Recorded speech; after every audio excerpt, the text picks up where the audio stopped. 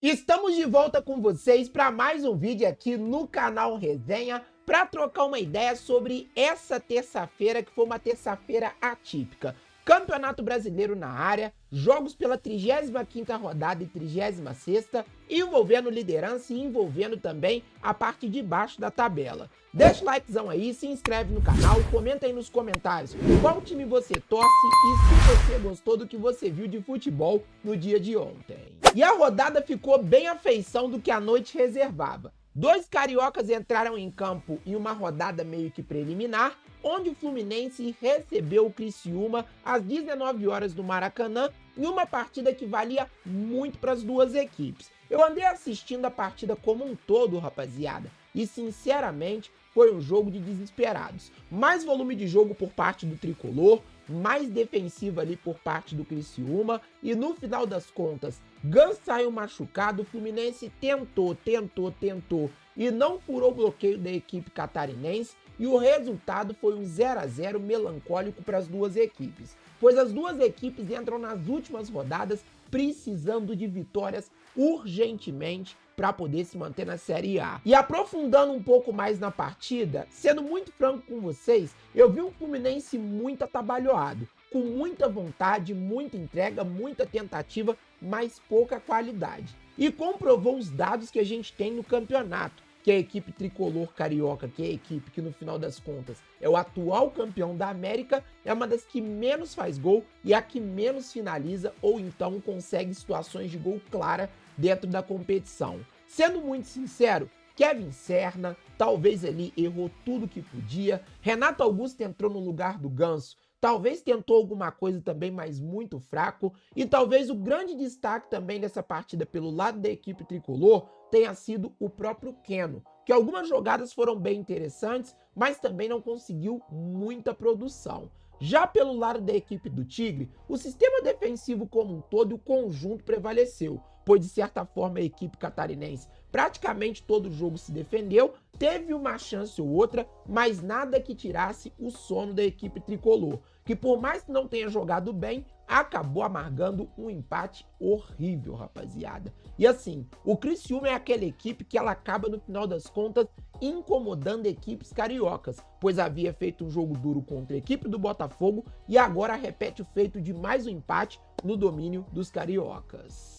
E até sendo sincero com vocês, acabou que o próprio 0 a 0 foi um resultado muito justo. Mas enfim, galera, agora é bola pra frente, rodada para as duas equipes já no próximo final de semana, às 7h30, e já já a gente troca ideia sobre isso. Às 8 da noite se enfrentaram Fortaleza e Flamengo. Duas equipes ali brigando pelo topo da tabela. A equipe rubro-negro carioca visitou a equipe do Fortaleza naquele último suspiro de tentativa de título, pois nessa rodada com a vitória do Botafogo ficou muito mais complicado pelo Flamengo, e no caso do Fortaleza, uma tentativa de talvez uma sobrevida na disputa do título, até porque a equipe do tricolor cearense também estava ali no páreo, mas esse resultado dentro de casa, ele ficou ali muito ruim para a equipe do técnico Vojvoda. E sendo muito franco com vocês, até que Fortaleza teve oportunidades ok, mas dentro da parte do jogo que eu tava vendo, rapaziada, o Flamengo que tinha tido a melhor oportunidade. Num cruzamento, o Bruno Henrique acabou cabeceando uma bola na trave. E o jogo em si foi um jogo lá e cá, até porque oportunidades, de certa forma, as duas equipes tiveram, né? O atacante Lucero segue o jejum aí de gols pelo lado da equipe do Fortaleza.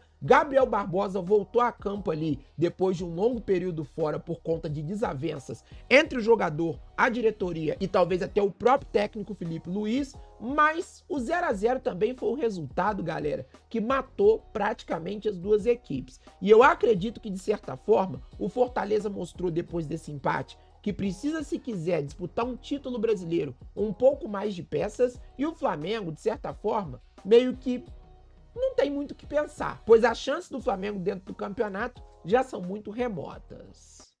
E eu acho que no fritar dos ovos, o 0 a 0 também foi o resultado que talvez tenha prevalecido de maneira melhor, tendo em vista o cenário do jogo. E passando para as duas partidas das 9h30 da noite, as duas envolvendo Libertadores, envolvendo a parte de baixo, envolvendo também equipes alvinegras, tivemos primeiramente a equipe do Atlético Mineiro, praticamente toda a reserva recebendo o Juventude. E foi um jogão. Mas antes, galera, vamos dar uma passada aqui, ó, na escalação do Atlético Mineiro, ó. Se eu não me engano, esse goleiro chama Matheus Mendes, que jogou contra o Botafogo no Newton Santos. O lateral Rubens também jogou. Fux, que jogou contra o Botafogo também. E o Maurício Lemos, uruguaio, manos, ó, que vinha ali um tempo afastado, acabou também ganhando uma oportunidade. Igor Rabelo também foi a campo. Otávio, que é um jogador muito utilizado pelo Milito também, e o Igor Gomes, que havia jogado na última rodada, também foi a campo. Bernard, Allan Kardec, Palácios e Vargas completaram a equipe do Galo. Uma equipe bem mexida, partindo do ponto principalmente que o Galo já teve o retorno do Arana confirmado e joga a final da Libertadores. O Scarpa também, que estava ali com problema de lesão, ficou no banco de reservas também. E outros jogadores ali como o Daverson, que são utilizados como jogadores principais ali no time titular, também ficaram no banco. Podemos observar que nem Hulk e nem o nosso glorioso Paulinho foram para essa prévia do Atlético, que realmente entrou bastante mexido. E esse jogo eu acabei não assistindo, pois eu vi o jogo do Botafogo no horário desse jogo. E foi uma partida que parece que foi muito movimentada, rapaziada, até porque eu vi o gol do bom atacante Lucas Barbosa, que pertence ao Santos, ali no início da primeira etapa, e inclusive já é um cara que tá muito cobiçado no mercado, gostei dele nesse Campeonato Brasileiro. Logo na sequência eu vi também que o próprio Juventude fez 2-0 e num passe de mágica no segundo tempo o Galo empatou. Já no finalzinho ali, parece que nos acréscimos, o Juventude conseguiu o terceiro gol. Para a equipe do Juventude, galera, um baita resultado. Já vinha de um resultado positivo dentro de casa na última rodada, agora consegue esse resultado excelente fora de casa e talvez ali está praticamente livre ou então fora da zona de risco nesse momento e praticamente espantando o fantasma do rebaixamento, né? Até porque o Juventude fez um campeonato muito sóbrio em casa, mas nas últimas rodadas estava tendo alguns problemas com derrotas dentro de casa que estava colocando em situação bem desagradável. E até sendo muito franco com vocês, pro Galo, sinceramente, até eu acho que talvez ter abandonado a ideia da disputa da vaga pela Libertadores via Campeonato Brasileiro pode dar um descanso para a equipe do Galo para poder chegar nos cascos no sábado. Apesar de eu acreditar que se você perde uma final no sábado, sinceramente, o ano que vem do Atlético vai ser bem ruim. E quando eu disse pra vocês que a equipe do Juventude poderia ter expulsado ali ou espantado o fantasma do rebaixamento, é exatamente que com essa rodada a equipe do Cuiabá está rebaixada para a Série B em 2025. A equipe cuiabana, que havia se mantido por alguns anos na Série A, desta vez não conseguiu a manutenção e no ano que vem vai jogar a Série B. E agora restam 2 vagas aí para degola, né? E façam as suas apostas aí nos comentários. Quem você acha que serão as outras 2 equipes que vão cair? Partindo do ponto que a equipe cuiabana está rebaixada e a equipe do Atlético Goianiense, o nosso Dragão, também vai jogar a Série B no ano que vem. E vamos trocar ideia sobre o grande jogo da rodada. Talvez seria o jogo ali que decidiria parte do campeonato, até porque, como eu sempre digo para vocês, para quem me acompanha no canal Invictus, esse campeonato ele está totalmente aberto. Desde rodadas anteriores, quando o Botafogo havia colocado 6 pontos de distância, teve sim a oportunidade de matar o campeonato, mas é aquele negócio, né? Não ganhou, empatou e acabou praticamente ali se enrolando dentro da competição. Foi aí que o Palmeiras conseguiu boa vitória na rodada passada e acabou superando a equipe alvinegra por número de vitórias e os 2 times entraram no 0-0 praticamente nessa rodada. E o jogo foi aquele jogo nervoso, principalmente pelo lado da equipe do Botafogo, que no início do primeiro tempo errou bastante e a equipe do Palmeiras se aproveitou dessa situação, quando mais ou menos ali aos 20 minutos ou 20 e poucos minutos, durante uma cobrança de escanteio que a equipe palmeirense alega que não foi escanteio, a equipe alvinegra numa jogada ensaiada com o Gregory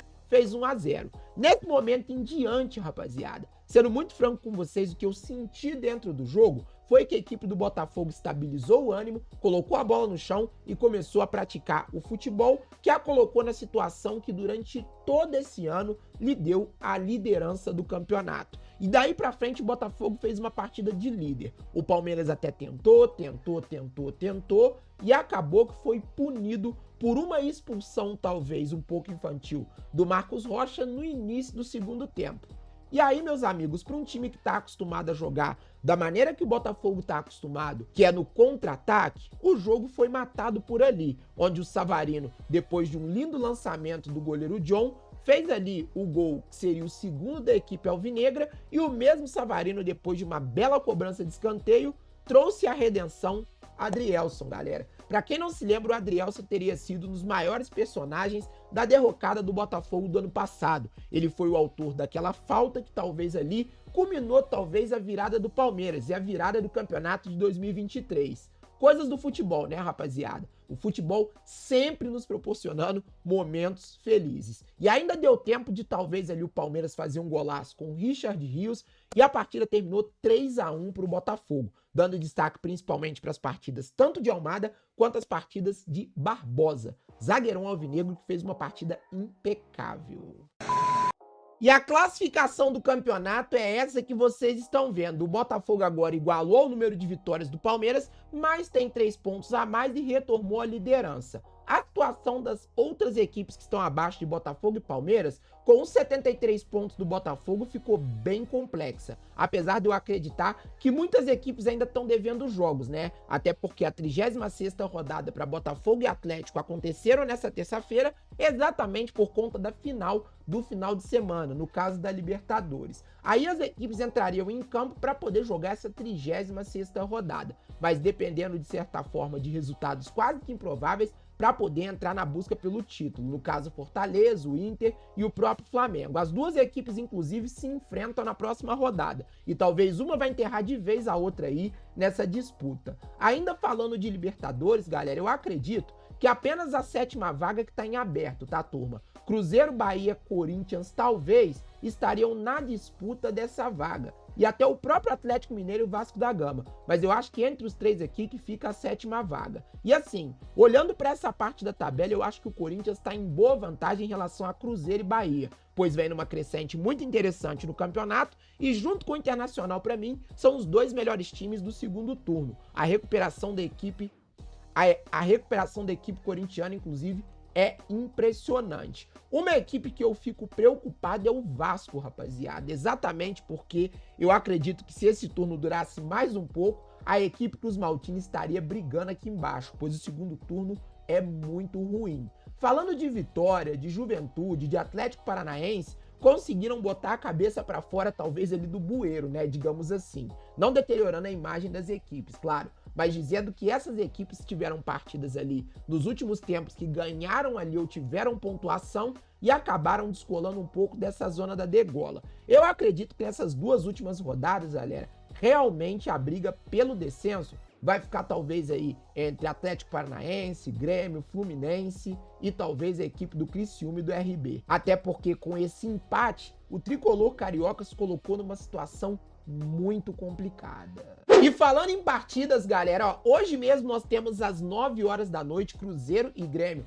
Por essa 35ª rodada, o Cruzeiro vai pagar o jogo que ele tá devendo aí, devido à final da Copa Sul-Americana. E a 36ª rodada, ó, ela acontece entre sábado e domingo, a partir das 19h30 da noite de sábado. Até porque no sábado à tarde, às 17 horas, nós temos a final da Libertadores da América. Já a rodada 37 e 38 também foi desmembrada pela CBF, vai acontecer na próxima terça e quarta-feira, dia 4/12, e a última rodada também, meus amigos, ficaria para a semana do dia 8, que seria no caso ali no domingo, onde todos os jogos seriam praticamente no mesmo horário, onde talvez Botafogo recebe o São Paulo no Newton Santos e o Palmeiras recebe o Fluminense no Allianz Parque. 2 partidas aí que podem decidir o Campeonato Brasileiro. Enfim, meus queridos, deixa o likezão aí, se inscreve no canal, comenta aí a sua percepção sobre as partidas, né? Lembrando que o que eu falei com vocês ali referente ao Palmeiras foi um ponto de vista meu